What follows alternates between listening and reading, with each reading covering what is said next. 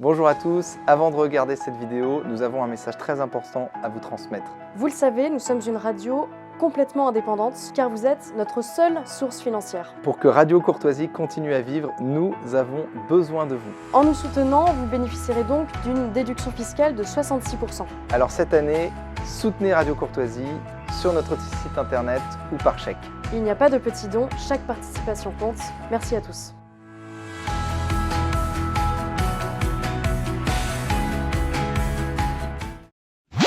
7h, 10h sur Radio Courtoisie, ligne droite, Maud Koffler. La Commission européenne a annoncé lundi l'ouverture d'une enquête formelle visant le réseau social X pour des manquements présumés aux règles européennes en matière de modération des contenus et de transparence. Il s'agit de la première procédure de ce type dans le cadre de la nouvelle législation européenne sur les services numériques. Et le but de la manœuvre est le suivant, lutter contre les contenus illicites et la désinformation. Le ministre délégué au numérique Jean-Noël Barrot s'est félicité de l'ouverture de cette enquête et Elon Musk, lui, ne s'est fendu que d'une phrase sur X, la liberté d'expression est le fondement de la démocratie. Alors à quoi faut-il s'attendre ? Est-ce vraiment une atteinte à la liberté d'expression ou une façon de remettre de l'ordre dans ce fourbi numérique ? Peut-on tout dire, tout écrire ? Les réseaux sociaux sont-ils devenus une poubelle d'informations et de fausses informations à ciel ouvert ? Je vous propose de faire un point sur ce sujet avec notre invité ce matin, Florian Philippot. Bonjour. Bonjour. Vous êtes président des Patriotes et vous suivez assidûment tout ce qui touche de près ou de loin à nos libertés. Et là, a priori, on est en plein dedans, puisque la Commission européenne souhaite réglementer l'expression des utilisateurs sur le réseau social X. Quelle a été votre première réaction lorsque vous avez appris ça ? Je n'ai absolument pas été surpris. Vous savez, il y a deux manières de fermer des réseaux sociaux. Soit vous le faites un peu à la chinoise, c'est-à-dire vous les fermez, c'est tout. Soit vous le faites de manière pernicieuse, mais le résultat est le même à la fin. C'est vous créez sur mesure une législation, donc ici le règlement européen DSA, qui est en application depuis fin août 2022, et vous prenez prétexte de cette nouvelle réglementation que vous avez écrite sur mesure pour atteindre l'objectif que vous voulez atteindre, et à partir de là, vous pouvez fermer un réseau social. Bon. La question, c'est que on voit bien que dans le viseur de Thierry Breton, le commissaire européen à la censure, parce qu'il faut bien dire les choses aujourd'hui, et de la Commission européenne, il y a en particulier évidemment X Twitter. Ils n'ont pas ouvert d'enquête sur Instagram et d'autres, alors que si vous avez lu la presse comme moi, vous savez que des études américaines ont montré que c'était sur ces réseaux-là qu'il y avait par exemple, des gros problèmes de réseaux de pédocriminalité, etc.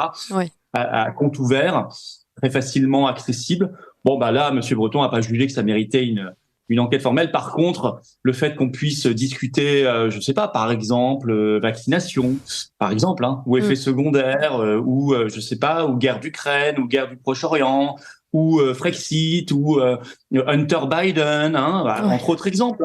Ça semble pour Monsieur Breton beaucoup plus problématique. Mais finalement, il n'a pas fallu attendre Thierry Breton pour que tous ces sujets soient justement, on peut dire les termes, censurés sur Twitter en particulier. Oui, alors justement, le problème, c'est qu'aujourd'hui, ils ne le sont plus. Le problème pour lui, c'est évidemment en soi pas du tout un problème, c'est une avancée, c'est que depuis que c'est Elon Musk, il y a une libération objectivement des choses. Il y a une liberté d'expression qui est très supérieure à ce qu'on avait à la fin de l'ancien Twitter. On se souvient qu'on n'osait plus bouger le petit doigt ou de peur de se faire censurer ou suspendre même son compte. Ça n'est plus le cas. Et d'ailleurs, il n'y a pas de surprise. Elon Musk, il est arrivé en disant cela. Il a dit, je rachète le réseau pour cela. Il a quand même sorti 44 milliards de dollars. Pour ça, il n'y a pas de surprise. Il a dit, je le fais parce que je veux sauver la liberté d'expression. Et vous avez rappelé qu'il a rappelé hier que c'était évidemment le socle de la démocratie. Donc, mais ça gêne parce que le problème, et il y a une alliance objective évidemment ici entre toutes ces structures, Union européenne, le gouvernement qui est ravi, c'est la même chose, les macronistes, l'Union européenne, ça c'est la même engeance. Il y a une alliance objective entre ces gens-là et les médias traditionnels, parce que les médias traditionnels ne supportent pas d'avoir perdu le monopole du narratif et de l'information entre guillemets du fait des réseaux sociaux. Or, ils n'ont pas simplement perdu le monopole, ils se sont fait laminer. C'est-à-dire qu'il y a énormément d'informations aujourd'hui dont on sait qu'elles sont parfaitement exactes, qui ne seraient pas sorties s'il n'y avait pas les réseaux sociaux. Je veux quand même le rappeler. Tout ce qui est efficacité finalement par exemple des injections, je suis désolé, mais c'est pas sur France 5 ou sur BFM TV qu'on a fini par l'apprendre. C'est d'abord parce qu'il y a eu une campagne sur les réseaux sociaux de vérité avec des chercheurs qui se sont exprimés, des témoins, etc.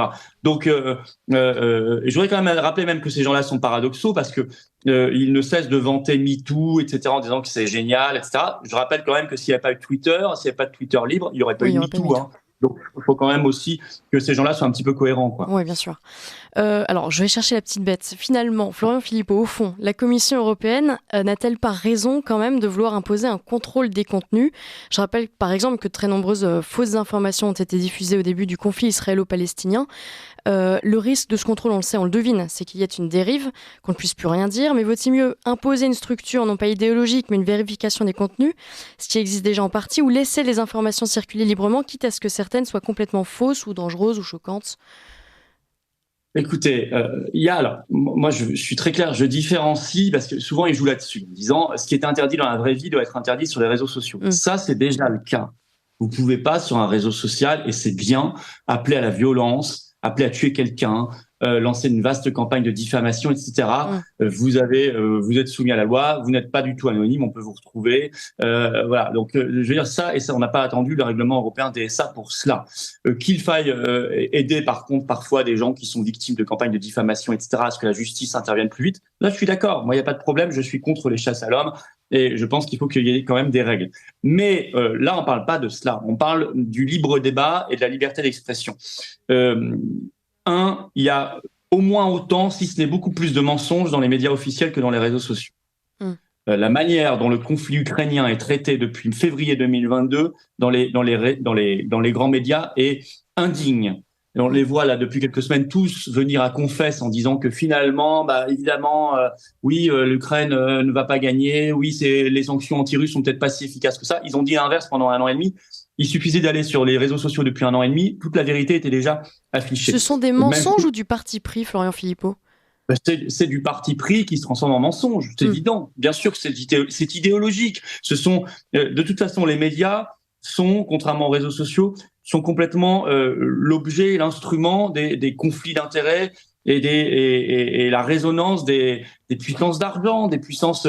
Donc forcément, ceux qui s'expriment, qui ont vraiment une grosse liberté d'expression dans les médias, sont forcément des gens qui ont des intérêts. Voilà. Donc vous verrez un général qui est lié à un think tank atlantiste parler toute la journée sur telle chaîne d'infos pour dire que il faut détruire la Russie, que de toute façon M. Poutine a 18 cancers et qu'il est au bord de mourir, etc.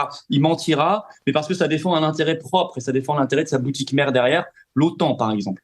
Même chose, je vois hier un médecin de plateau dire sur Sud Radio, on n'a jamais dit que le vaccin protégeait de la transmission. Mais ils se fichent de nous. Ils l'ont dit, redit. Ça a été la base du pass sanitaire, la justification du pass vaccinal. Donc on voit bien que, sur les réseaux sociaux, si on voulait cette information, on l'avait depuis le début. On l'avait depuis le début. Voilà. Ouais. Donc en réalité, après, s'il y a vraiment des choses énormes, très fausses qui circulent sur les réseaux sociaux, moi je fais confiance à l'intelligence collective et on est obligé de faire confiance à l'intelligence collective. Il n'y a pas d'autre solution. Et on voit que ça marche plutôt bien.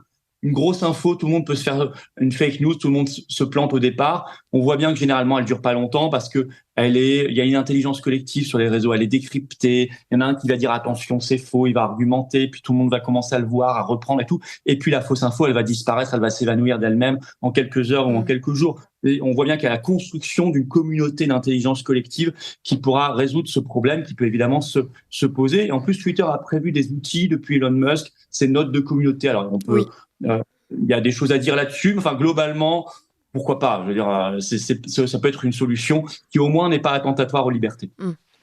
Alors, autre sujet lié à l'Union européenne qui est parvenu hier à un accord en matière d'immigration à huis clos, un pacte qui obligera à la relocalisation forcée des migrants dans les pays européens, c'est-à-dire le nôtre. Et si ce pacte n'est pas respecté par les États membres, l'Union européenne pourrait les condamner à une amende de 20 000 € par migrant. Et cette information est quasi passée inaperçue, Florian Philippot. En tout cas, on n'a pas beaucoup réagi pour l'instant. Ah mais exactement, puisque nous sommes focalisés sur le cirque à l'Assemblée nationale et au gouvernement. Cirque de cette toute petite loi qui ne prévoit quasiment aucun changement et dont les quelques changements seront très probablement censurés par le Conseil constitutionnel. On nous l'a déjà annoncé. Et puis ensuite, de toute façon, s'il y avait quelque chose qui passait, ce serait censuré par le juge européen qui considérera que ça n'est pas conforme soit au droit de l'Union européenne, soit au droit de la Cour européenne des droits de l'homme. Donc, à mon avis, vous savez ce qui va rester de la loi française? Il va rester l'augmentation des régularisations de clandestins. Ça va rester. Il n'y a pas de souci. Et il va rester l'interdiction de mettre les mineurs en centre de rétention administrative. Ça aussi, ça va rester. Donc, ça va être une loi plus laxiste. D'ailleurs, certains groupes et partis politiques auraient mieux fait de réfléchir avant de la voter, parce qu'ils vont se rendre compte très vite qu'ils ont voté quelque chose de très laxiste. Mais sur le pacte pour la migration européen, bah oui, on nous dit regardez ce qui se passe là, le cirque, le sketch à l'Assemblée. Pendant ce temps-là, ne regardez pas ce qui se décide au niveau de l'Union européenne, qui est bien plus important. Oui, qui aura beaucoup plus d'influence. Ça a une influence juridique très supérieure.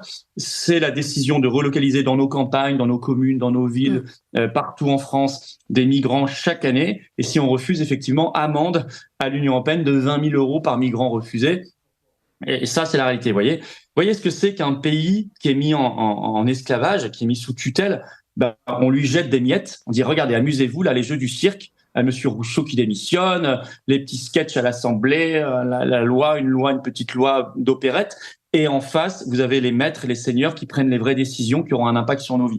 Moi, je veux sortir de ça. C'est pour ça que je défends le Frexit, parce que je ne supporte plus cette situation et ces faux semblants. Mais c'est réalisable de sortir du Frexit? Est-ce qu'on sortir de l'Union européenne? Est-ce qu'on échappe vraiment aux lois de l'Union européenne? On a vu par exemple que la Grande-Bretagne, en matière même d'immigration, est quand même encore sous influence de l'Union européenne. Alors, la Grande-Bretagne nous démontre, mais on pouvait le comprendre par un simple raisonnement, déjà que le Frexit, la sortie de l'Union européenne, est une condition nécessaire, indispensable, mais pas suffisante. C'est-à-dire que derrière, il faut changer les politiques et les responsables politiques. Et c'est le problème en partie du Royaume-Uni, qui par ailleurs a eu de grands avantages déjà du Brexit sur plein de secteurs. Vous remarquerez que le Royaume-Uni, par exemple, a reconstruit une industrie qui est maintenant supérieure à l'industrie française, qui leur était pas arrivée depuis des décennies. Il y a plein d'autres choses, et même en matière migratoire, ils sont en train de bouger fort. Mais c'est vrai qu'au départ, ils ont eu des responsables politiques qui n'ont pas accepté, qui n'ont pas avalé le vote des Britanniques. Mais ça va se faire. On en reparlera de cette situation dans quelques années. Vous verrez qu'il y aura une grande différence entre la politique migratoire britannique, qui sera reprise en main, et la politique migratoire française, qui, si nous continuons dans l'Union européenne, ne sera pas reprise en main. Le problème qu'a aujourd'hui le Royaume-Uni, c'est la CEDH. Parce qu'ils ont trouvé une super solution de reconduite de leurs migrants. Ils ont un accord signé avec le Rwanda. Ils ont essayé d'expulser davantage de monde. Ils le font. Mais la CEDH, pour l'instant, a bloqué l'accord avec le Rwanda. La CEDH a donc une influence sur la Cour suprême britannique. Et moi, je leur conseille très vivement de quitter aussi la CEDH. C'est pour ça qu'aux Patriotes, on a toujours dit qu'il faut quitter toutes les instances supranationales parce qu'elles se tiennent toutes. C'est très cohérent de les quitter toutes. Et ensuite, à partir de là, on a la liberté de faire bien ou de faire mal. Mais au moins, on a la liberté. Aujourd'hui, on n'a pas la liberté. On est contraint de subir le mal. Merci beaucoup, Florian Philippot. Je rappelle que vous êtes président des Patriotes. Merci. Et je vous dis à très bientôt dans notre matinale.